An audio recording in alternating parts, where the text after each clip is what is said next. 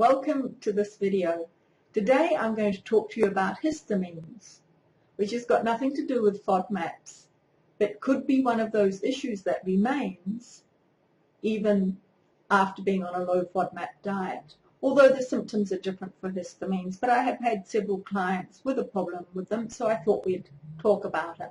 Now, histamines are chemicals that are produced during an allergic reaction. When an allergen triggers the immune system, then mast cells, they release the histamines, and that's part of the inflammatory process to heal the problem or deal with the problem. And it's this inflammation that causes the symptoms of things like rashes, hives, swollen throat can be one of them, runny nose.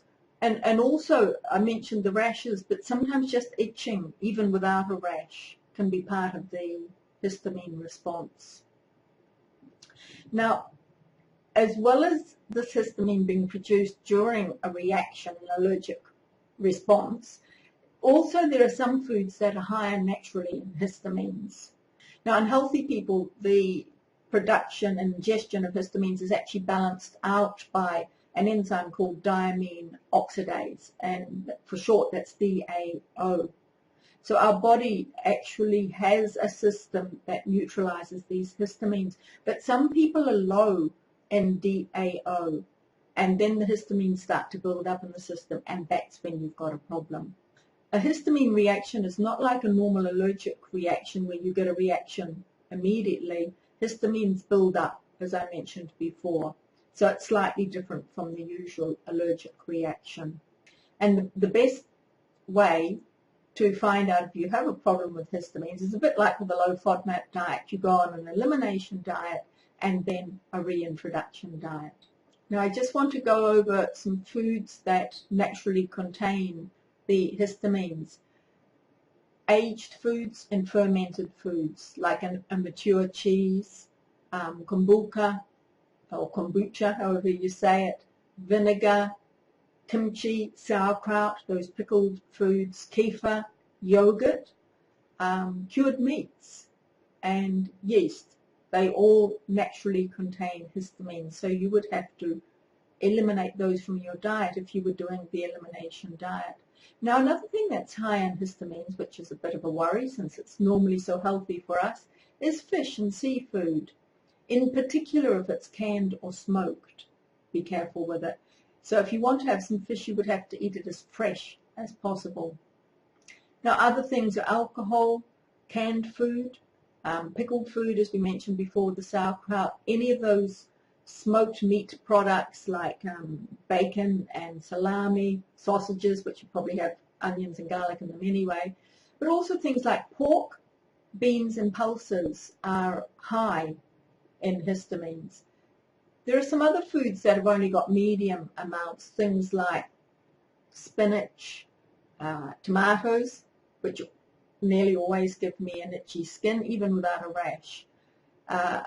Strawberries are high, dried fruits and avocados, which we can't have anyway, mushrooms as well. Eggplant, that's high in histamines, papaya, pineapple, citrus fruits. So unfortunately those last three are things that we can have on the low Fodmap diet, but they can be high in histamines.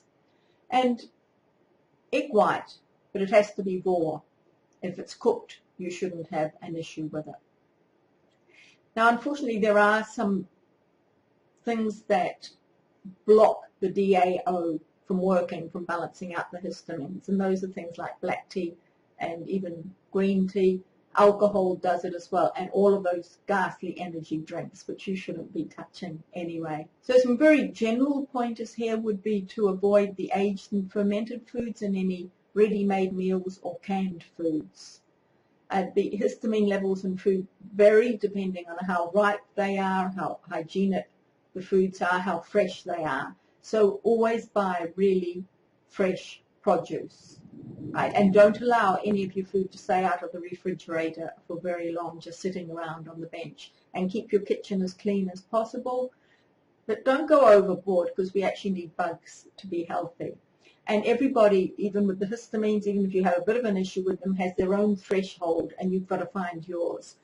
For me, I know I have a bit of an issue with the histamines in tomatoes and some of the other foods, so I have to go easy on those, but I don't have a problem with any of the more fermented or aged foods. So a little bit like with the Fodmaps, you've got to find where you stand in the kind of a pecking order with these foods. Well, I hope that has helped you. If you have any of those symptoms at all, it is something that you could possibly look at. Thank you for watching, and goodbye.